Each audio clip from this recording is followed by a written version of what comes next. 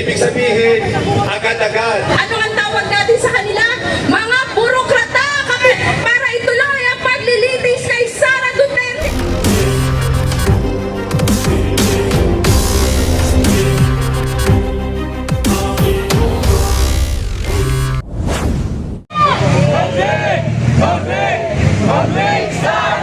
Convict! Convict! Convict! Sara now!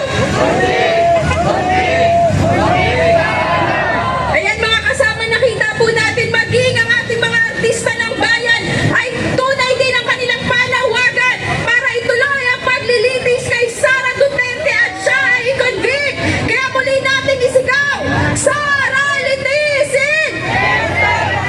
Sara litisin! At katulad nga po ng kanilang piyesa, ano nga po bang tawag natin sa kurap? Ano ang tawag natin sa kanila? Mga burokrata, kapitalista, mga nasa pwesto ng gobyerno na nagpapayaman at nagtitiyak na mapanatili ang kanilang kapangyarihan at yaman sa pwesto. At ano ang dapat gawin sa mga kurap? Dapat silang tanggalin sa pwesto. Kaya muli ang ating panawagan, Duterte panagutin! Marcos singilin! Para po sa ating susunod na tagapagsalita, tinatawagan po natin si Leonie de Guzman ng Partido Lakas ng Mas. Maraming salamat. Mga kasama, sabi ng konstitusyon ay forthwith. Ibig sabihin, agad-agad. Pero ang ginawa ni Jesus Cordero, inilibon ng 4 na buwan. Hindi pinakinggan ang ating konstitusyon. Hindi inalam ni Jesus Cordero. Pero, nung ang Supreme Court ang maglabas ng desisyon ng constitutional daw, sabi natin, pwede ba huwag munang mag-desisyon ng Senate? Kasi merong nakapile ang Kongreso na dapat reconsider. Hindi tayo pinakinggan. At agad-agad, inilabas at nagdesisyon ang Senate na sundin ang utos ng Korte Suprema. Ang nangyari, mas naging mataas at makapangyarihan ang Korte Suprema kaysa sa utos ng konstitusyon. Baliktad itong si Jesus Cordero. Baliktad itong Senate. Bakit? Kapag pinagmamadali, dahil laban kay Sara, ayaw. Pag pinagbibigay, para protektahan ang taong bayan, gustong-gusto ni Jesus Cordero. Pero mga kasama, gusto kong sabihin na ang problema natin kung bakit tayo nangyayari ito dahil karamihan ng opisyal ng ating gobyerno hanggang Malacanang ay puro mga kurakot. Kurakot! Si Marcos mismo ayaw niyang usigin ang pagnanakaw ni Sara Duterte. Nagdadalawang isip siya. Kaya yung mismong presidente ayaw dahil ngayong kurapte. Yan yung problema. Kaya mula presidente, senado, at halos lahat ng ahensya ng gobyerno ay kurap. Wala na tayong mapagsusumbungan mga kasama. Wala na tayong magsusumbungan. Kaya dapat ang ating pagsumbungan ay ang Korte ng Sambayanang Pilipino.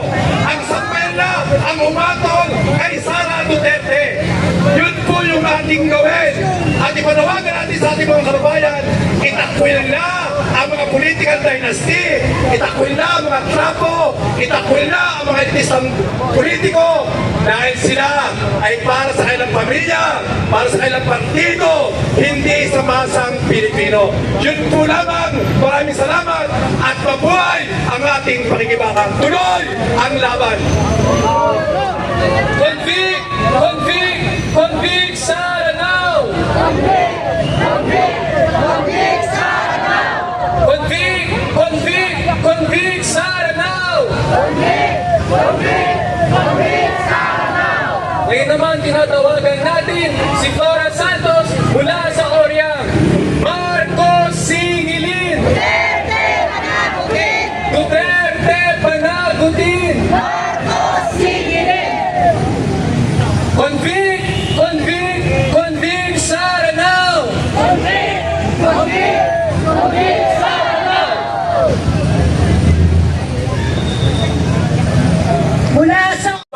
Sistema bulok sa lahat ng ginto sa mata mga kulubog.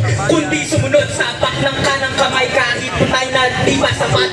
Mismo ba kayo pinagkikitaan ng mga parakoy walang sapat. Mga kumagatong pinatuhan kayo sa upuan.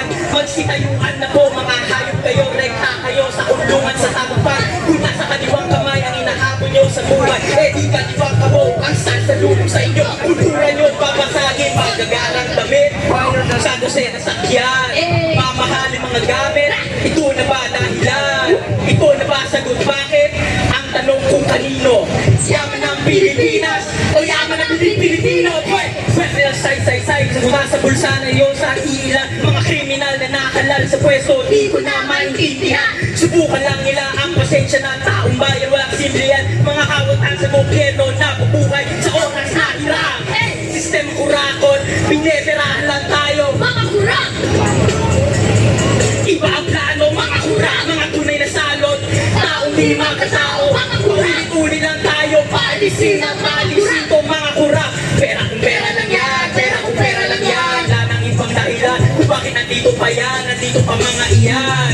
Pera kung pera lang yan, pera kung pera lang yan. Wala nang ibang dahilan kung bakit nandito pa yan, nandito pa mga iyan. Asa na ang pagbabago? Asa na ang aksyon?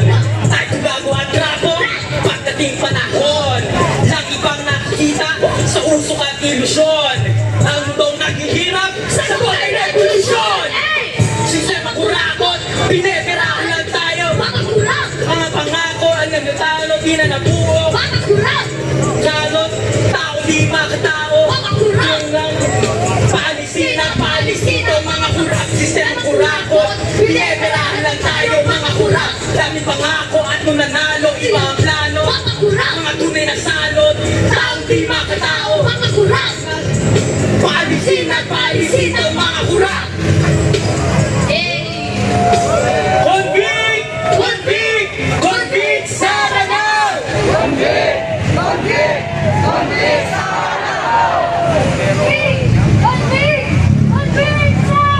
Yung kultural na pagtatanghal, nais namin dito ay magbahagi ng isang kanta na nagpapakita at sumasalamin doon sa isang tutuklaw na itsura kung paano sasagwatan ang sangay ng gobyerno at kitang-kita na pinapakita lang nito na wala silang pakialam sa kapakanan ng mamamayan at ang kanilang sariling interes lamang ang binibigyan ng pakialam. Pamagat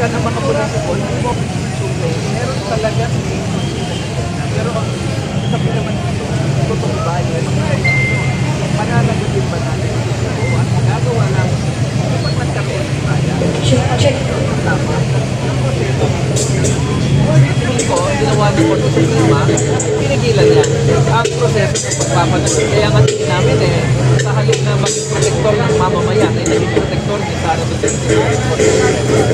Anything na lang na hindi ko natanong na yung like Convict! Convict!